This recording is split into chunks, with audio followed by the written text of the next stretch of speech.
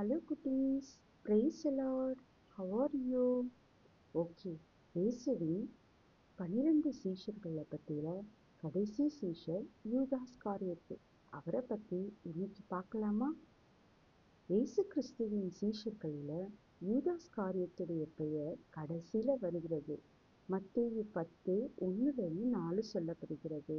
Mark 3, 16, 19 வரை சொல்லப்படுகிறது. லூக்கா 6, 12, 16 சொல்லப்படுகிறது குட்டீஸ். அவருடைய தகப்பன் பெயர் யார் தெரியுமா? சீமோன். யூதாசு 12 சீடர்களில ஒருவனாக இருந்த போதிலும் அவரை குறித்து நன்மையான காரியங்கள், புகழ்ச்சிக்குரிய காரியங்கள் ஒன்றுமே சொல்லப்படவில்லை. யூதாஸ் காரியத் என்பது 2 வார்த்தைகளின் பிணைப்பாகும். யூதா என்றால் கர்த்தரை துதிப்பேன் என்று அர்த்தம். காரியோத்து என்பது அவருடைய சொந்த ஊரை குறிக்கிறது. இயேசு கிறிஸ்து தமக்கென்று சீஷர்களை தெரிந்து கொள்ளும் போது 3 முக்கியமான நோக்கங்கள் மனதில் வைத்திருந்தார். முதலாவது, அவர்கள் இயேசுவோடு இருக்க வேண்டும். இரண்டாவது, கர்த்தருடைய வார்த்தையை பிரசங்கிக்க வேண்டும். மூன்றாவது, அற்புதங்களையும் அடையாளங்களையும் செய்து ஜனங்களை ஆயத்தப்படுத்த வேண்டும். ஒரு ஊழியக்காரரிடம் கேட்டார். யூதாஸ் அவருக்கு துரோகம் செய்வான் என்று அவருக்கே தெரியும். பின்ன ஏன் அவனை சீஷனாக தெரிந்து கொள்ள வேண்டும்? அதுக்கு அந்த தேவ மனுஷன் சொன்னார், நான் பல வருடங்களாக என்னை ஏன் ஆண்டவர் தெரிந்து கொண்டார் என்று ஆராய்ந்து பார்த்து கொண்டிருக்கிறேன். அந்த கேள்விக்கே எனக்கு இன்னும் பதில் கிடைக்கல. எனக்கு பதில் கிடைத்த பிறகு யூதாசை ஏன் கர்த்தர் தெரிந்து கொண்டார் என்ற கேள்வியை கர்த்தரிடம் கேட்டு பதில் சொல்லுகிறேன் என்றார். ஆம் குட்டீஸ், கிறிஸ்து யூதாசை தெரிந்து கொள்ளுதல் தவறல்ல. அவருக்கு கொடுத்த மன்னிப்பும் போலியானது அல்ல. அவரிடம் காட்டின அன்பு மாயமான அன்பும் அல்ல. எல்லாமே உண்மையான, நேர்மையானவை, சத்தியமானவை. ஏசப்பா தமது 12 சீடர்களின் கால்களை கழுவின போது இந்த யூதாஸின் கால்களை கூட கழுவினார் குட்டீஸ். அவருடைய பகுதிகளில் அவர் 100க்கு 100 உண்மை உள்ளவராக இருந்தார். அவருடைய இரக்கங்களுக்கும் தயவிற்கும் பாராட்டின கிருபைக்கும் முடிவே இல்லை குட்டீஸ். இயேசு ஒருபோதும் இவன் தான் என்னை காட்டிக் கொடுப்பான் என்று அவனை அம்பலப்படுத்தவில்லை. கிறிஸ்துவனுடைய பூமிக்குரிய வாழ்க்கை முடிகிற அந்த கடைசி வாரத்தில்தான் யார் அவரை காட்டிக் கொடுப்பான் என்பது வெளியானது. காட்டிக் கொடுப்பவன் நானா என்று ஒவ்வொருவரும் கேட்டபொழுது, அப்பொழுது யூதாஸ் மனம் திரும்ப வேண்டும் என்று நீதான் என்று சொன்னார். யூதாஸின் பாவம் மனிதரால் புரிந்து கொள்ள முடியாத ஒரு வஞ்சனையாகவே இருந்தது. 3½ ஆண்டு காலம் யூதாஸ் இயேசுவோடு இருந்த போதிலும் மற்ற சீஷர்கள் அவனை புரிந்து கொள்ள முடியாத அளவிற்கு மூடப்பட்ட புஸ்தகத்தைப் போல இருந்தது. தன்னுடைய வஞ்சனையான திட்டங்களை கூட யாருக்கும் அறிவியாமல் ஒளித்து வைத்தவனாகவே வாழ்ந்திருக்கிறான். அவன் ஒரு மீன் பிடிக்கிறக்காரன் அல்ல, யூதேயாவை சேர்ந்தவன், படித்தவன். அவனை நம்பி கிறிஸ்துவும் கூட பொருளாளர் பதவியை கொடுத்திருந்தார், அதாவது ட்ரெஷரர். பணம் அவனிடத்தில் ஒப்படைக்கப்பட்டிருந்தது. அநேகர் கிறிஸ்துவண்டை வரும்பொழுது நம்ம என்ன சொல்றோம்? எனக்கு நல்ல வேலை வேண்டும், படிப்பு வேணும், ஞானம் வேணும், வீடு வேணும், நோய் குணமாகணும் என்று வருகிறார்கள். ஆனால் கிறிஸ்துவிடம் கற்றுக்கொள்ள வேண்டும். பரிசுத்த ஜீவியத்திற்கான போதனைகளை எனக்கு தேவை, நித்திய ஜீவனை பெற்றுக்கொள்ள வேண்டும் என்று தாகத்தோடு வருவதில்லை. கிறிஸ்துவின் வார்த்தைகளை ஏற்றுக்கொள்ளுங்கள். தேவ சித்தம் செய்வது எப்படி என்பதை கிறிஸ்துவிடம் நாம கற்றுக்கொள்ளணும். யூதாஸ் காரியத்து எதையுமே கிறிஸ்துவனிடத்துல கற்றுக்கொள்ளவில்லை. யூதாஸின் நோக்கம் சரியில்லாதபடியினால் பிசாசு தந்திரமாக அவனை வஞ்சனைக்குள்ளே கொண்டு போனான். அவன் பெற்றுக்கொண்ட 30 வெள்ளிக்காசுகள் ஒரு பெரிய காரியமா? அவன் பார்க்கவே மரியாள் 300 பணத்திற்கு பெருமான நலத தைலத்தை இயேசுவின் பாதத்தில் பூசினாள். கர்த்தர் மேலுள்ள அன்பிற்காக அவ்வளவு விலையேறி பெற்ற தைலத்தை தியாகமாக செலவழித்தாள். 300 எங்கே இருக்கிறது? இந்த 30 வெள்ளிக்காசு எங்கே இருக்கிறது? யூதாஸின் அறிவெல்லாம் மங்கி அவனுடைய மனதை குருட்டாட்டம் பிடித்திருக்கிறது. சரி, யூதாஸ் காரியத்தை குறித்து வேதம் என்ன சொல்லுது பார்க்கலாமா? அவன் ஒரு கேட்டின் மகன். கேட்டின் மகன் கெட்டுப்போனே அல்லாமல் அவர்களில் ஒருவனும் கெட்டுப் போகவில்லை. யோவான் 17:12 சொல்லப்படுகிறது. கேட்டின் மகனாகிய பாவ மனுஷன் என்பது அந்தி கிறிஸ்துவை பற்றி வார்த்தையாகும்.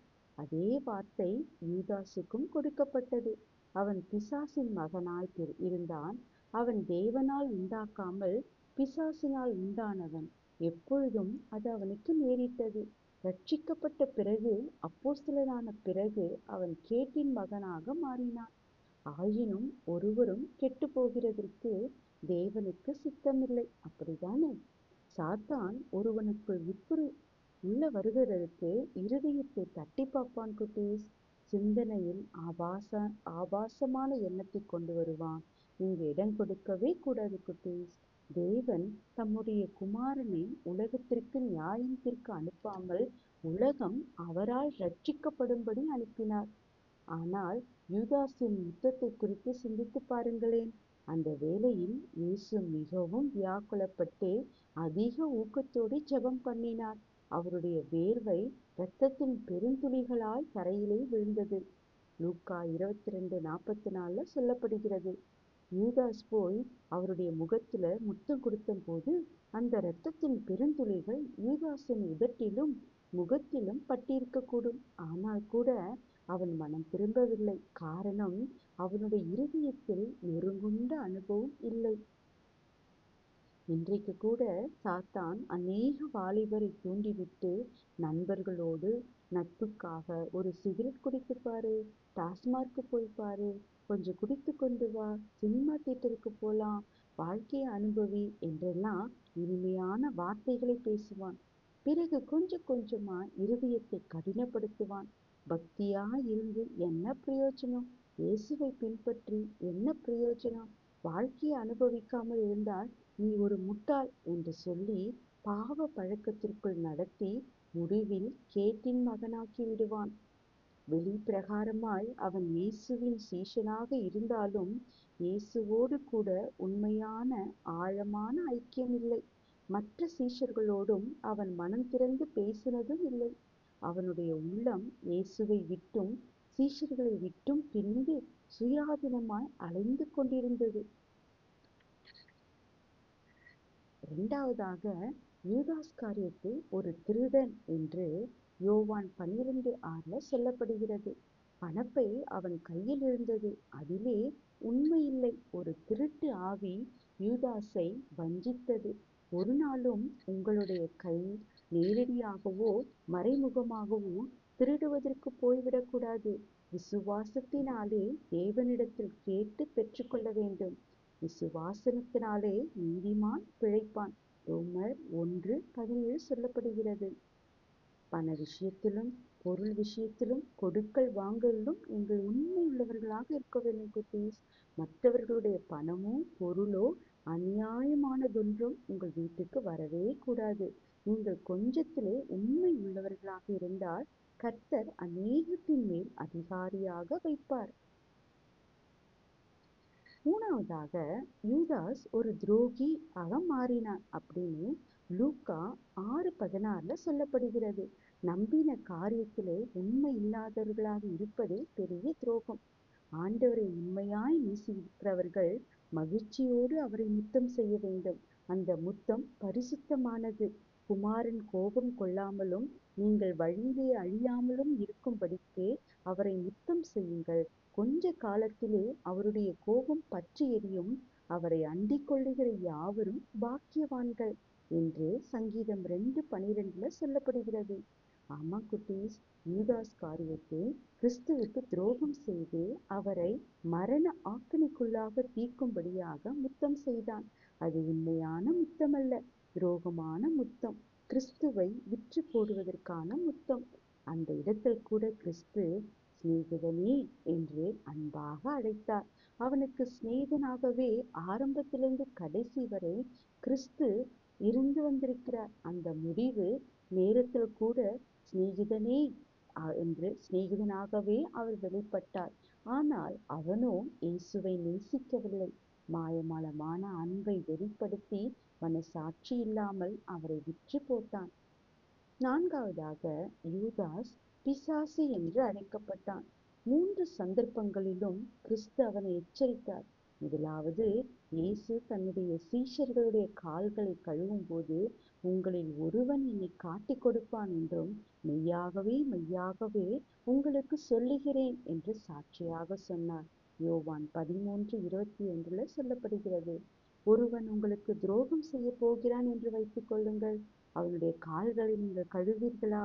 இயேசுவின் இருதயம் எவ்வளவு அன்பும் தாழ்மையும் மனதுருக்கமுமான இருதயம்! ஐயோ, கேட்டின் மகன் கெட்டுப்போய் கொண்டிருக்கிறானே, அவன் எப்படியாகிலும் மனம் திரும்புவானா என்றுதான் இயேசு எண்ணினார். உங்களைப் பற்றி இழிவாக, தவறாக மற்றவர்கள் பேசியிருக்க கூடும் இல்லையா? உங்களுக்கு விரோதமாக இல்லாததை பொல்லாததை சொல்லியிருக்க கூடும். வீண் பழி சுமத்தி உங்கள் பெயரை கெடுத்திருக்க கூடும். அவர்களை மன்னித்து ஜெபம் பண்ண முடியுமா உங்களால? ஆனால் இயேசு தன்னுடன் புசிக்க அமர்ந்த போஜனம் பண்ணியிருக்க சீஷர்களோடு போஜனம் பண்ணியிருக்கும் போது, உங்களில் ஒருவன் என்னை காட்டிக் கொடுப்பான் என்று மெய்யாகவே உங்களுக்கு சொல்லுகிறேன்னு மார்க் 14:18 சொல்லப்படுகிறது. அந்த சந்தர்ப்பத்துல கூட யூதாஸ் காரியத்துக்கு மனம் திரும்புதல் ஏற்படல. காட்டிக் கொடுத்தால் என்னென்ன விபரீதம் இயேசுவுக்கு வரப்போகிறது என்பதை குறித்தும் எண்ணமில்லை. அவரை காட்டிக் கொடுத்த யூதாசும் அவரை நோக்கி, ரபி, நானோ என்றார். அதற்கு அவர், நீ சொன்னபடிதான் என்று மத்தேயு 26:25 சொல்லப்படுகிறது. இயேசு துணிக்கையை திராட்சரசத்தில் தோய்த்து அவனுக்கு கொடுத்த பொழுது பிசாசு அவனுக்குள் புகுந்தான். அப்பொழுது அவன் செய்ய வேண்டியதை செய்ய சீக்கிரமாய் புறப்பட்டான். யூதாஸ் காரியத்து பிரதான ஆசாரியரிடத்துல போனான். அவர்கள் 30 வெள்ளிக்காசுகளை அவனுக்கு கொடுத்தார்கள். யூதாஸ் முத்தத்தால் காட்டிக் கொடுத்த போது பிரதான ஆசாரியர்களுடைய வீரர்கள் கம்புகளோடும் தடிகளோடும் பட்டயங்களோடும் வந்து அவரை பிடித்து கொண்டார்கள். மற்ற சீஷர்களெல்லாம் சிதறடிக்கப்பட்டு ஓடிப்போனார்கள்.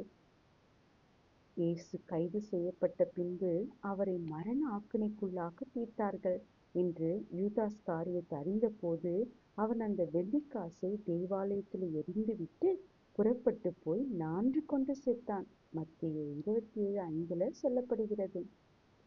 மெய்யான மனஸ்தாபம் வரும்பொழுது ஜனங்கள் இயேசுவண்டை வருவார்கள், சிலுவண்டை வருவார்கள், தங்களுக்காக பாவ நிவாரண பலியானுடன் வருவார்கள், கர்த்தருடைய ஊழியக்காரரிடத்தில் வருவார்கள். ஏதாகிலும் குற்ற மனசாட்சி வாதிக்கும் போது பிசாசு உங்களிடம் நான்று கொண்டு சாவு என்று சொல்வான். யூதாஸ் காரியத்தை எப்படி இறந்தான் தெரியுமா? உயரமான மரத்தில் ஏறி தற்கொலை செய்து கொள்ளும்படி கயிற்றை போட்டான். ஆனா அவனுடைய சரீர பலுவை அந்த கயிறு தாங்கவில்லை. கயிறு அறுந்து மரத்திலிருந்து கீழே விழும்போது மரத்தின் கிளைகள் அவனுடைய வயிற்றை குத்தி குடலெல்லாம் கீழே சரிந்து விட்டது. எவ்வளவு பரிதாபமான மரணம் இல்லையா? தேவ பிள்ளைகளே, இன்றைக்கே அவருடைய சத்தத்தை கேட்பீர்களானால் உங்கள் இருதயத்தை கடினப்படுத்தாதிருங்கள். கண்ணீரோடு மனம் திரும்பி கிறிஸ்துவண்டை வந்துவிடுங்கள். Praise the Lord.